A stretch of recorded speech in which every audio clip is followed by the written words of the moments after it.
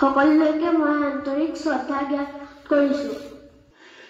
এখন চান্দি থকা চাল ৰ'দ বৰষুণ নপৰাকৈ মোক ৰখা এখন চাল নাইকিয়া হৈ গ'ল। ৱেলকাম বেক এগেইন টু জিত দি ট্ৰাইএম্প। আজি মই বেলেগ এটা ভিডিঅ' লৈ আপোনালোকক স্বাগতম জনাইছোঁ। মোৰ এই ভিডিঅ'টোত আপোনালোকক দেখুৱাম এখিনি ষ্টুডেণ্ট লগতে এখিনি টিচাৰ একেলগে কিয় কান্দিছে তেওঁলোকে আৰু এই কন্দাৰ উদ্দেশ্য কি, সকলোবিলাকে একেলগে মিলি কিয় কান্দিছে সেইটো আপোনালোকৰ চাবলৈ মন যোৱা নাই নে? বলক তেতিয়াহ'লে নতুনকৈ ভিডিঅ'টো ষ্টাৰ্ট কৰোঁ। বিদ্যালয়ৰ প্ৰতিষ্ঠাপক শিক্ষক আছিল এয়া বিপিন গগৈ ছাৰ আৰু প্ৰধান শিক্ষক পদ্মেশ্বৰ গগৈ ছাৰ, লগতে এয়া বেজিয়াদা আৰু তনুৰাম গগৈ ছাৰ।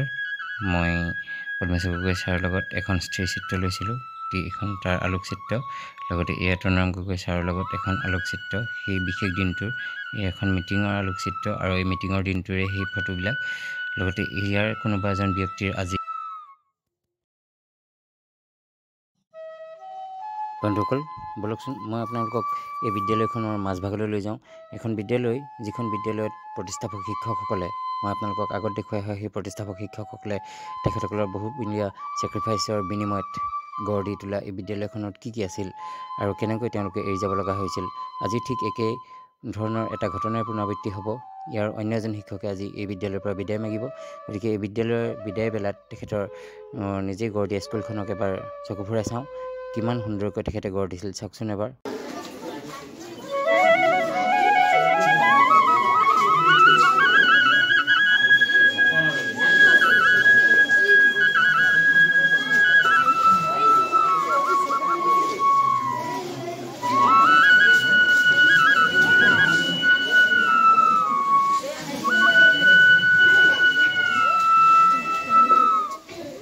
বিদায়ৰ মুহূৰ্তবোৰ সঁচাকৈ বৰ বেদনাদায়ক হয়।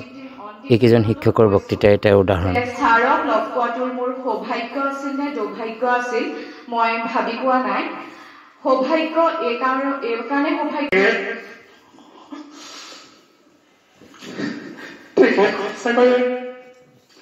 মোৰ কাৰণে এটা জ্বলন্ত সাক্ষী।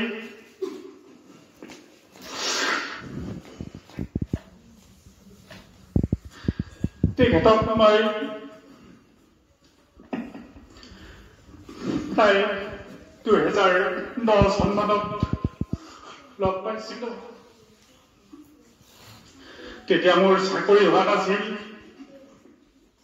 আৰু সদায় মানে ছাৰে সৰু মানুহৰ কথা খুব বেছিকৈ চিন্তা কৰিছিলে।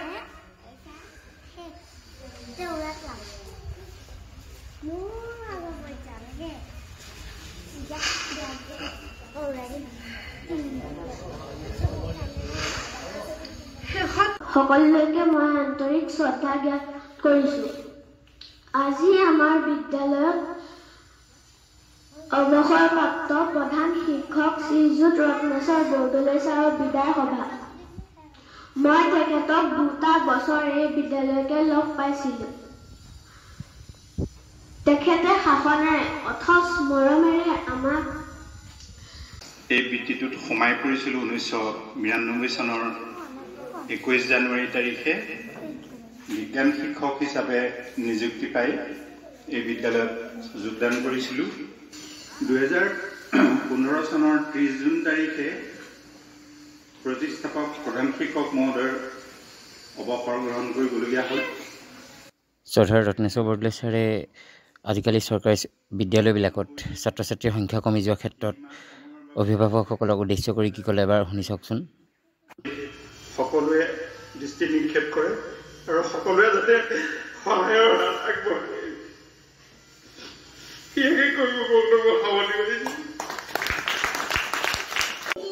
পৰিৱেশটো সঁচাই বহুত গুমা হৈ গ'ল। আহকচোন এতিয়া অলপ এণ্টাৰটেইনমেণ্ট লৈ লওঁ। এইগৰাকী মাল্টি টেলেণ্টেড ডেন্সাৰ, নিজে এইখন বিদ্যালয়ৰ শিক্ষয়িত্ৰী।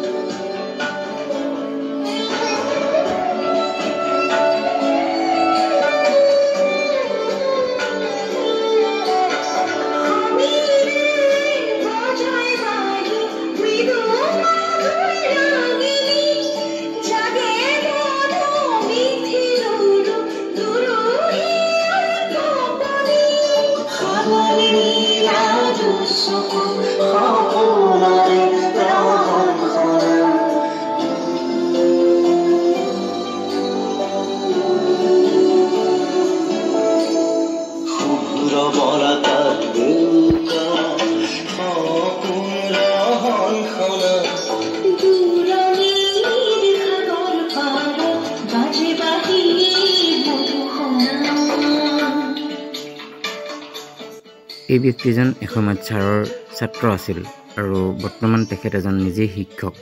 চাওকচোন তেখেতে ছাৰৰ কাৰণে কি কৰিলে। নতুন সপোন কোনে জুমি চাই জুৰি দাপোন ফুলৰ পাতত এই গাঁও আপোন আপোন এই গাঁও নিচেই আপোন